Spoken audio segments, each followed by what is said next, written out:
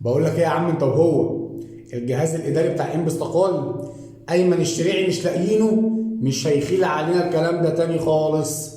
مش هتعرفوا تعملوا معانا اللي عملتوه الدور الاولاني. لا يلدغ مؤمن من جحر مرتين. وانا واحد من الناس طلعت مباشرة بعد تصريحات ايمن الشريعي مع سيف زاهر، وقلت ان كل اللي بيحصل دوت لعبة على الزمالك، وكلام ايمن الشريعي بينيم بيه لعيبه الزمالك، وقد كان فعلا. اصله لا منطقي ولا طبيعي التصريحات اللي ايمن الشريعي قالها. اي حد بيفهم كوره بربع جنيه هيقول ان كل اللي بيحصل ده المراد منه تنويم لعيبه الزمالك.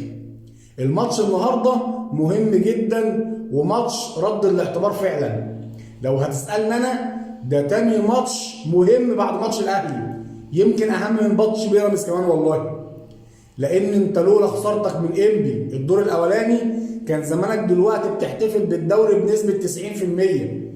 كان زمان الفرق بينك وبين بيراميدز والاهلي 8 بونت يا باشا. فده ماتش رد الاعتبار. اللعيبه النهارده لازم تنزل رجاله. لو قدرت تعمل سكور على انبي 6 7 8 10 اعمل كده. لازم يا باشا ننزل النهارده نرد اعتبارنا. لازم نعرف الكبير والصغير ان الزمالك ما بيتغلبش رايح جاي، ان الزمالك ما حدش عامل له عقده. احنا مش الاهلي يا باشا، احنا الزمالك بنكسب اي حد وبندوس على اي حد. فننزل النهارده، سيبك بقى من ماتش الاهلي وسيبك من الدوري وسيبك من الكونفدراليه، انزل النهارده كانك في حرب.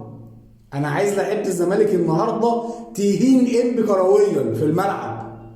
انا عايز لعيبه انبي يخرجوا بعد الماتش دوت مش عايزين يلعبوا كوره تاني، بيفكروا في الاعتزال.